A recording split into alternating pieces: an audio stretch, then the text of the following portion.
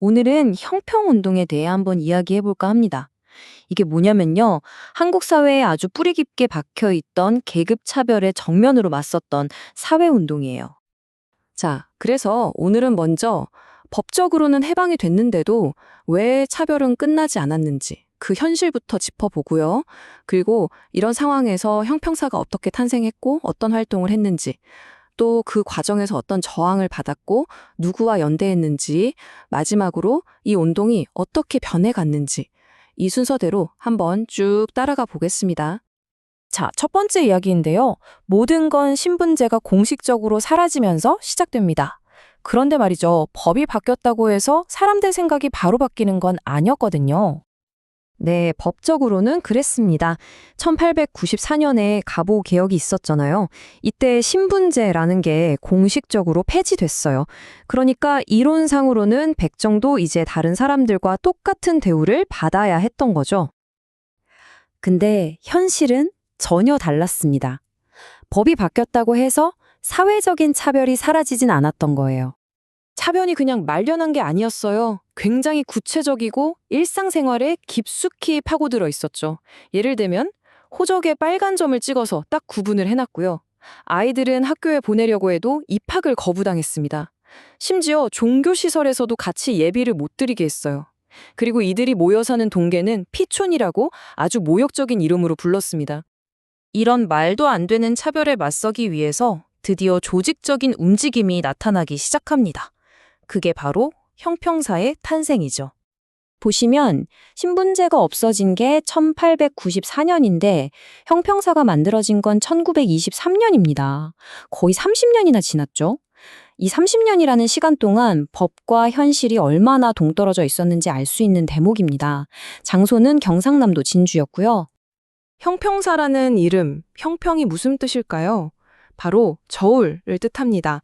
자신들이 쓰던 그 저울을 상징으로 내세운 건데요. 모든 사람이 이 저울처럼 공평하게 대접받는 사회를 만들겠다, 이런 의지를 아주 분명하게 보여준 거죠. 자, 그럼 이 형평사가 내건 공식적인 목표는 과연 뭐였을까요? 창립 취지문을 보면 아주 명확하게 나와 있습니다. 네, 계급을 타파하고 모욕적인 칭호를 폐지하며 교육을 장려하여 참다운 인간이 되는 것. 이게 핵심이에요. 딱 세 가지죠. 계급 없애고 모욕적인 이름으로 부르지 말고 교육받게 해달라. 그래서 진짜 인간답게 살 권리를 찾겠다. 이게 이들의 목표였습니다. 이런 목표를 이루기 위해서 정말 여러 가지 활동을 펼쳤는데요. 일단 전국적으로 조직을 확대해 나갔고요. 강연회를 열어서 이런 차별은 부당하다고 사람들에게 알렸습니다. 또 정부에 계속 청원서를 냈고 다른 사회 운동단체들과도 힘을 합치려고 했었죠. 물론 이렇게 나서니까 가만히 있었을 리가 없죠. 엄청난 반발에 부딪히게 됩니다. 하지만 동시에 이들의 활동은 국경을 넘어서는 아주 중요한 연대를 만들어내기도 했습니다. 여기 보시면 당시 상황이 얼마나 팽팽했는지 알 수 있어요. 한쪽에선 인권을 외치는데 반대쪽에선 어떻게 나왔냐? 백정이 파는 고기는 사지 말자고 불매 운동을 하고요.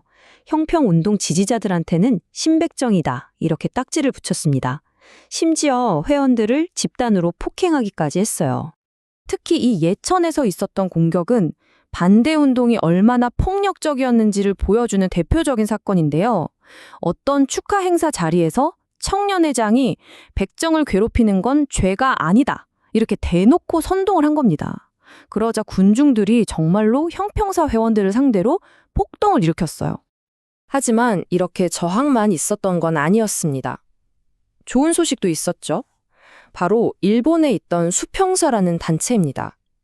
이들은 일본에서 백정과 아주 비슷한 처지였던 부라쿠민 계층의 해방을 위해 싸우고 있었는데 형평운동에게는 정말 중요한 국제적인 동지였던 셈이죠. 자, 이제 형평운동이 마지막으로 어떻게 흘러갔는지 한번 살펴보겠습니다. 이렇게 활발했던 운동이 결국에는 여러 가지 이유로 점차 힘을 잃게 되거든요. 쇠퇴하는 과정은 크게 세 단계로 볼 수 있는데요. 우선 1920년대 후반에 들어서면서 조직 내부에서 노선 갈등이 생기기 시작합니다.